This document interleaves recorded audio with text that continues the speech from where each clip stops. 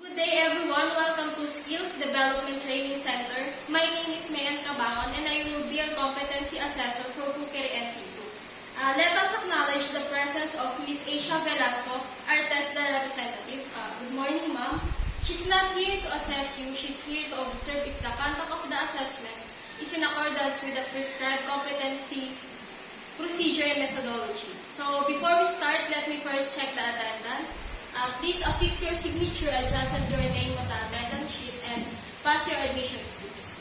As I've checked your self-assessment guide, all the questions are answered with yes, and it means that you are ready for assessment because you know and can perform all the units of competencies in preparing stock, sauces, and soups. The purpose of this assessment is to determine the level of competency for your qualification and certification. So, the tasks to be performed are the core units of competencies in preparing stock, sauces, and soups, and these are the following. Prepare sauce, glazes, and essences required for menu items. Prepare stocks required for menu items. Prepare sauces required for menu items. Store and reconstitute stock, sauces, and soups. From your performance, I will collect and gather the evidences through methods of assessment that will be used, such as demonstration and oral questioning, to determine your underpinning knowledge and skills. You will be graded as competent and not yet competent. If you are competent, you will receive your certificate, and if you are not yet competent, you may apply for reassessment. You will be reassessed anytime at your convenience, and in case the reassessment is a full package, you need to undergo the full process. And if you were found competent in some units of competencies, the reassessment is focused only on the unit of competencies that you were found incompetent. And if you failed for 2 consecutive assessments, you will be advised to undergo a refresher course before applying for reassessment. The result of the assessment is kept confidential, and the assessment package is kept in a secured place. It is only available to authorized persons and to the institution where you had your actual training. It is to maintain the integrity of the assessment process.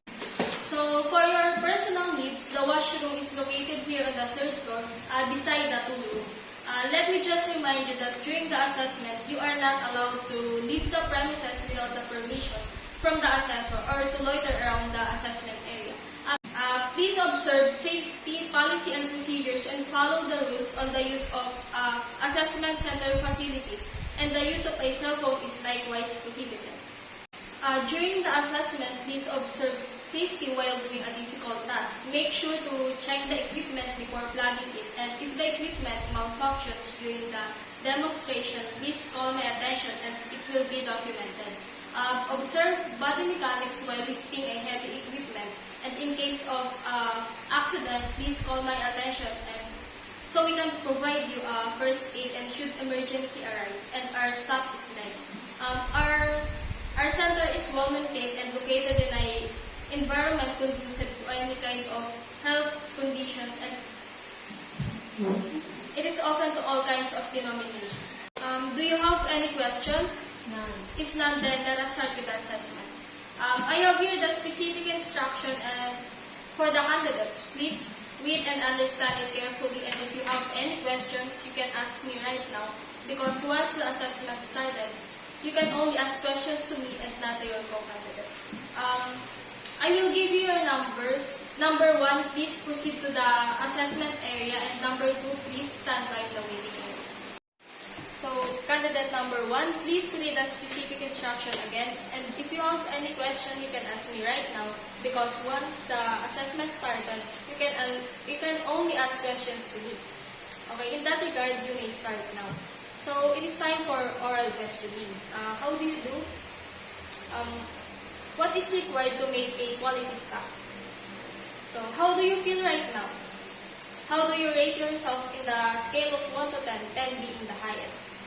So, during the assessment, you are able to store properly the stock, sauces, and soups, but you need to practice the proper hygiene in preparing stock, sauces, and soups. So, My reminder to you is always keep in mind the occupational health and safety policy. So, having said that, my overall evaluation of your assessment is that you meet all the requirements of the competency standard. So, congratulations, you are competent. So, candidate number 2, please read the specific instruction again. And if you have any questions, you can ask me right now because once the assessment started, you can only ask questions to me. In that regard, you may start now. So, it is time for oral questioning. How do you feel right now? Good. So, what is required to make a quality staff? Okay. Candidate number 2, during the assessment, you are able to store properly the stock sauces and soups, but you failed to practice the proper hygiene, especially in handling the stock sauces and soups. So, and also your answers in the oral questioning were not satisfactory. And so, please sign the competency assessment result summary and the rating sheet. This is the competency assessment result summary, and this will serve as your claim stamp, which you will receive from the assessment center manager after your assessment. So, once you receive this, you may go to test the office located at the second floor of Grand Central Terminal, Lucena City, for the application of your national certificate. And you need to pay 50 pesos and attach your ID, passport size picture, and after 5 working days, you may claim your certificate. Please bring your transaction receipt and a valid ID. Once again, congratulations, and you may proceed to the waiting area and inform the next candidate. Thank you. Moreover, always remember to be patient and confident with what you are doing. And now, based on the result of my observation, I found out that you are not yet competent. However, you can be reassessed anytime at your convenience. And if you have doubts on the result of your assessment, you have the right to appeal, and you can submit your appeal right after the assessment to the AC manager. And do you have any questions? No. If none, thank you, and please proceed to the waiting area. Please stand by for the evaluation to be conducted by TESDA, and you have done a good job. And thank you once again. Congratulations and good night.